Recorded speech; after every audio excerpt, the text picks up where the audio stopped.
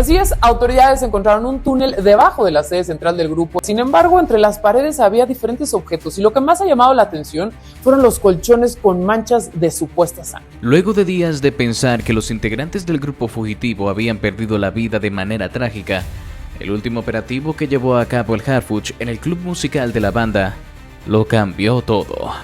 ¿Cómo es posible que sigan vivos? ¿Todo fue una farsa? Lo que hasta hace unos días era considerado uno de los casos más trágicos del ámbito musical mexicano, acaba de dar un giro absolutamente inesperado y estremecedor. En un hecho que parece sacado de una novela, la Secretaría de Seguridad encabezada por Omar García Harfuch confirmó la localización con vida de los 5 integrantes del grupo musical Los Fugitivos, quienes habían sido dados por muertos luego de haber sido reportados como desaparecidos y, posteriormente, vinculados a una red de narcotráfico tras el hallazgo de toneladas de droga en su club musical ubicado en las afueras de Navolato. La impactante revelación se dio tras un segundo operativo realizado por fuerzas federales en el mismo inmueble donde días atrás se descubrió una estructura criminal perfectamente oculta bajo la fachada del club musical propiedad del grupo. Durante ese primer cateo, las autoridades habían centrado su atención en el decomiso de más de 3 toneladas de droga escondidas en estuches de instrumentos, dobles fondos y compartimentos falsos, pero dejaron para después la exploración completa de una serie de escotillas que parecían conectar a túneles más profundos. Fue el propio secretario Harfuch quien, insatisfecho en la primera inspección y guiado por una corazonada, ordenó un regreso inmediato al lugar. Había algo que no cuadraba. Esas escotillas eran demasiado elaboradas como para ser solo rutas de escape o almacenamiento. Decidimos volver, y fue la mejor decisión que pudimos tomar, declaró Harfuch visiblemente conmovido ante la prensa nacional.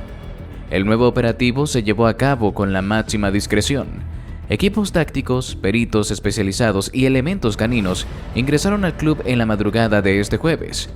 Esta vez el objetivo era claro: registrar metro a metro las escotillas detectadas en la zona trasera del inmueble y descubrir a dónde llevaban.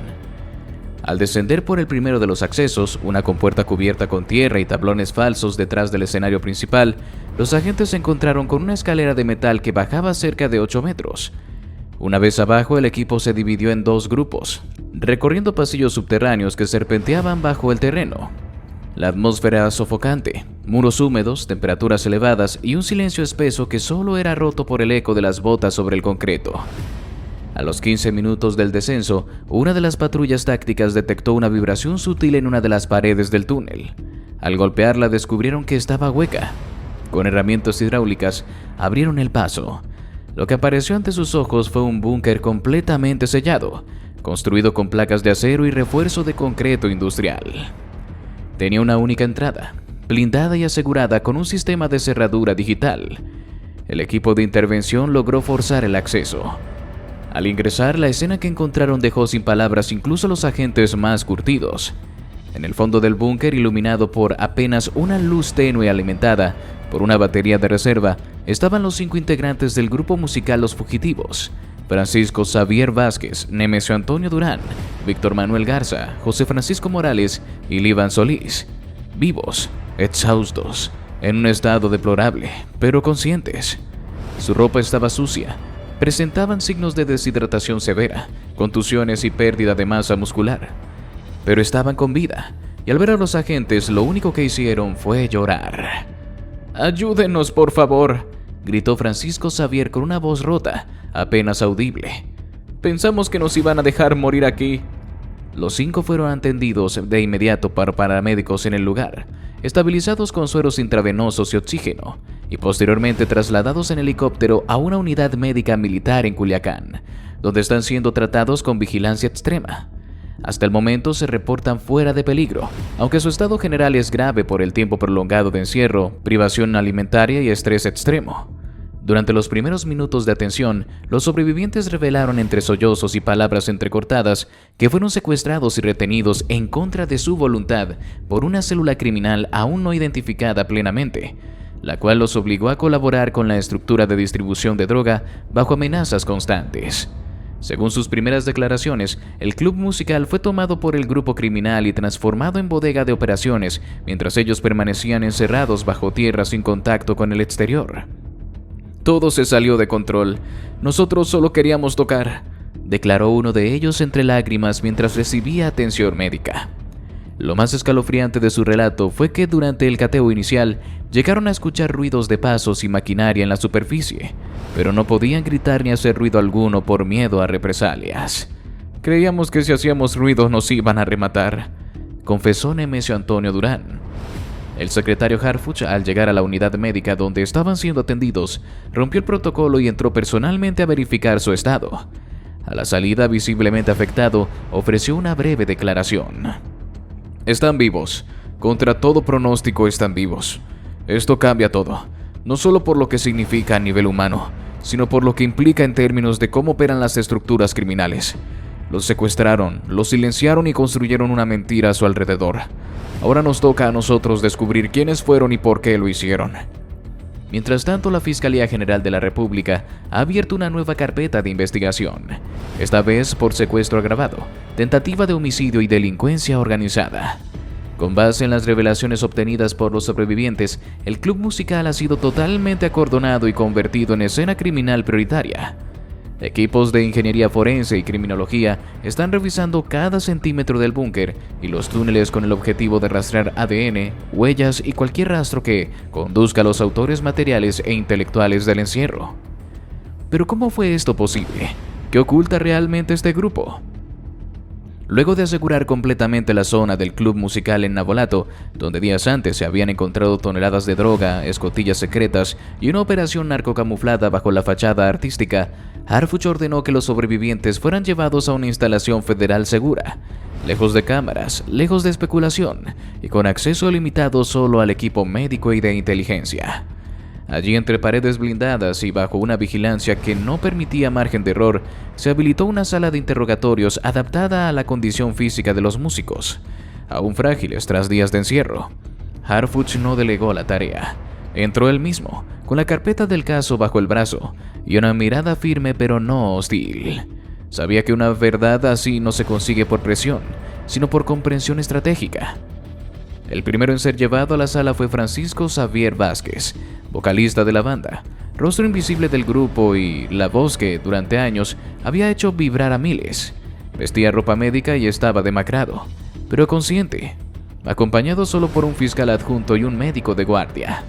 Harfuch se sentó frente a él, le ofreció agua, le dio tiempo y después comenzó con una simple pregunta. Dime la verdad, Francisco. ¿En qué momento todo esto se salió de control? La respuesta no llegó de inmediato. Francisco bajó la mirada, suspiró largo y luego, como si por fin se le abriera una compuerta interna que había estado bloqueada por el miedo, empezó a hablar. Lo que narró durante los siguientes 2 horas dejó claro que el caso no era solo el de un grupo de víctimas secuestradas, sino el retrato de una generación atrapada entre el arte, la pobreza y la maquinaria del crimen organizado. Según sus palabras, los fugitivos comenzaron a recibir ofertas para tocar en eventos privados desde el año 2021. Las primeras eran normales: fiestas en ranchos, celebraciones familiares en comunidades rurales, contrataciones bien pagadas pero sin grandes exigencias. Sin embargo, al poco tiempo las invitaciones comenzaron a llegar de números desconocidos, con intermediarios que evitaban los contratos formales y ofrecían sumas por muy encima del promedio. Nos ofrecían 200,000 pesos por una noche, sin facturas, sin publicidad. Solo llegar a tocar e irnos. Nos decían que no preguntáramos, que todo era tranquilo, pero empezamos a notar que no eran fiestas comunes, relató Francisco entre pausas. Al principio, confesó, dudaron. Sabían lo que significaba tocar en esos espacios, pero también estaban pasando por un momento crítico. La pandemia había mermado sus ingresos, no tenían disquera ni patrocinio, y la presión de sostener sus familias comenzaba a pesar. Fue en esa encrucijada donde, según él, cometieron el error que luego los arrastraría hasta el encierro. Lo hicimos por necesidad, fue una decisión de sobrevivencia. Nunca nos metimos a traficar, nunca pedimos pertenecer a ningún cártel, solo aceptamos tocar donde nos pagaban porque no había otra opción. Nos dijimos que era solo música, que si llegábamos tocábamos y nos íbamos, no pasaba nada. Pero claro que pasó. Según detalles, los eventos comenzaron a volverse más opacos. En algunos había seguridad armada que impedía grabar. En otros les pedían interpretar canciones específicas que hacían referencia a figuras del crimen. Incluso llegaron a notar que durante sus conciertos, algunos asistentes aprovechaban el sonido y el movimiento para realizar intercambios de bolsas, dinero o armas. No sabíamos para quién trabajábamos realmente. Unos decían que eran del Golfo, otros del CJNG. A veces nos contrataban en un estado y al mes siguiente otro grupo distinto. Era como si nos movieran de plaza en plaza para fines que nosotros no entendíamos del todo. Solo nos pagaban en efectivo y nos pedían no hablar de eso. Lo más impactante de la confesión fue cuando Francisco reveló que uno de los conciertos en San Fernando, Tamaulipas, se había transformado en una especie de reunión narca disfrazada de fiesta. Allí, aseguró, estuvieron presentes varios operadores identificados por las autoridades como miembros activos de células criminales. Tras el evento, el grupo fue retenido durante horas para, según les dijeron, limpiar la zona antes de que salieran. Desde ese momento, el miedo se volvió permanente. Ya no sabíamos si seguíamos siendo músicos o solo una fachada. Intentamos cortar, dejamos de responder a algunas llamadas, cambiamos de número, pero entonces empezaron las amenazas. Nos dijeron que si hablábamos, si cancelábamos, si contábamos algo, ya sabíamos lo que nos iba a pasar. El momento en que todo colapsó, relató, fue cuando se negó a tocar en un evento programado en Veracruz. A los 2 días interceptaron su camioneta, les colocaron capuchas y los llevaron al búnker del club, donde estuvieron encerrados durante semanas. Nos decían que ya no éramos útiles, que nos habíamos vendido. No sabíamos si nos iban a matar o si solo querían que desapareciéramos para siempre. ¿Y ahora qué le diría el Harfuch a la prensa? ¿Contaría la verdad? A las 10 en punto de la mañana, bajo el foco de decenas de cámaras, micrófonos encendidos y periodistas expectantes, Omar García Harfuch apareció ante la prensa con el rostro grave, documentos en mano y la voz firme, consciente de que estaba a punto de pronunciar una de las declaraciones más delicadas y trascendentes de su carrera como secretario de Seguridad. A su alrededor, el eco de un país aún en shock por el descubrimiento del búnker subterráneo en Navolato, donde los 5 integrantes del grupo musical Los Fugitivos, dados por muertos, fueron hallados vivos, maltrechos, pero con vida. La expectativa era máxima. El país había vivido un vuelco emocional, de la indignación inicial por su supuesta ejecución, al asombro colectivo al descubrir que todo había sido una mentira cuidadosamente construida por una estructura criminal que los mantuvo encerrados durante semanas. Pero Harfuch, fiel a su estilo, no se dejó llevar por la euforia. Su primer mensaje fue preciso, controlado, casi quirúrgico. Hoy confirmo ante todos ustedes que los 5 integrantes del grupo musical Los Fugitivos están con vida, en recuperación, bajo resguardo del Estado y en condición estable. Esta es sin duda una buena noticia, pero que estén vivos no borra la complejidad de este caso, ni la gravedad de los hechos que hemos descubierto. Con esa frase, Harfuch puso de inmediato el tono del encuentro. Agradeció a los equipos médicos, a las fuerzas tácticas, a los especialistas forenses y a los cuerpos de inteligencia que participaron en el rescate. Dijo que el hallazgo fue un acto de humanidad y de justicia elemental, pero subrayó que ahora comenzaba una nueva fase, la fase de la verdad completa, una en la que no se iban a tolerar medias versiones ni victimismos fabricados. Durante los siguientes 30 minutos, Harfuch hizo un desglose pormenorizado de lo descubierto hasta ahora. El Club Mariscal en Navolato no era solo un centro de entretenimiento, sino un nodo logístico narco-operativo. Se encontraron más de 3 toneladas de droga escondidas entre instrumentos musicales, muros falsos y túneles de transporte. El búnker subterráneo estaba diseñado con arquitectura militar, incluyendo sellos de acero, iluminación interna, ventilación y aislamiento sonoro. Los teléfonos de los integrantes y su equipo mostraban mensajes encriptados, transferencias sospechosas y patrones de actividad ligados a rutas del narcotráfico. Las declaraciones iniciales de uno de los músicos, Francisco Xavier Vázquez, confirmaban que habían participado en eventos privados organizados por grupos criminales y que, si bien alegaban coerción, habían recibido pagos importantes por esas presentaciones. No podemos ignorar que estos jóvenes, por decisión o por desesperación, cruzaron una línea. Participaron con distintos grados de conciencia en actividades que están penadas por la ley. Que estén vivos no los exonera, que estén arrepentidos no borra lo ocurrido. Y que hayan sido víctimas no significa que no hayan sido también parte del sistema que los usó. Las palabras generaron un silencio denso en la sala. Varios periodistas bajaron sus bolígrafos un momento, sorprendidos por la dureza del mensaje. Pero Harfuch no retrocedió. Por el contrario, avanzó con más fuerza. Dijo que la justicia no se mide por popularidad ni por emotividad, sino por hechos y evidencia, y que si bien no buscarían castigar por castigar, tampoco permitirían que la simpatía mediática borrara responsabilidades. Tenemos 5 sobrevivientes, es un milagro, pero también tenemos 5 personas que sabían que estaban tocando en fiestas pagadas con sangre. No vamos a construir ídolos sobre cimientos manchados. Este caso será tratado con toda la transparencia, pero también con toda la seriedad. Anunció que los fugitivos permanecerán bajo custodia federal mientras se determina su grado de participación en los hechos. Se les garantizará atención médica, acompañamiento psicológico y protección, pero también serán sujetos de investigación formal. Los delitos que se analizan incluyen colaboración logística con el crimen organizado, encubrimiento y posible participación indirecta en actividades ilícitas. El secretario confirmó que los testimonios seguirán recabándose bajo protocolo estricto. Aclaró que no hay aún órdenes de aprehensión emitidas contra los músicos, pero que eso no significa que estén libres de culpa. La Fiscalía General de la República ya está evaluando la viabilidad de judicializar los elementos encontrados. La justicia no se improvisa, se construye, y estamos en ese proceso, dijo Harfuch. Durante la conferencia también reveló que están investigando a otras agrupaciones musicales que habrían sido contratadas bajo esquemas similares. Lo de los fugitivos no es un caso aislado, es un síntoma de algo más grande. Hay redes completas que usan el entretenimiento como fachada, y eso se va a desmantelar. Las reacciones no tardaron en llegar. Algunos sectores de la sociedad civil, especialmente colectivos de derechos humanos, aplaudieron el tono mesurado del secretario. Otros, más ligados a la industria musical, expresaron temor de que se inicie una cacería de brujas contra músicos de zonas marginadas.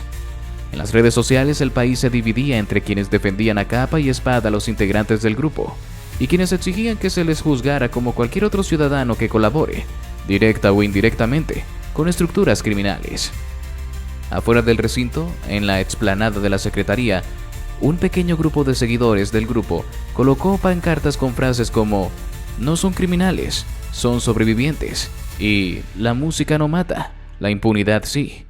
Al ser entrevistados, la mayoría expresó que creían en la versión de los muchachos, que lo hicieron por necesidad, que fueron manipulados y que merecen una segunda oportunidad. Pero dentro de la sala, Harfuch fue claro: ni el dolor ni el miedo eximen de responsabilidad, aunque sí los contextualizan. Casi al finalizar la conferencia, un periodista preguntó directamente si el secretario sentía decepción personal, luego de haber encabezado la búsqueda creyendo que eran víctimas absolutas. Harfuch respondió sin titubeos: "Sí, me sentí engañado.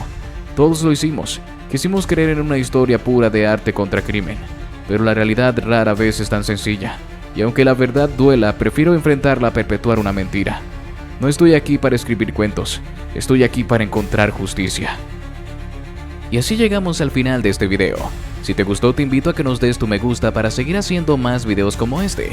Además de que no olvides suscribirte y activar la campanita para que no te pierdas ninguno de nuestros nuevos videos. Te deseo un gran día. Hasta la próxima.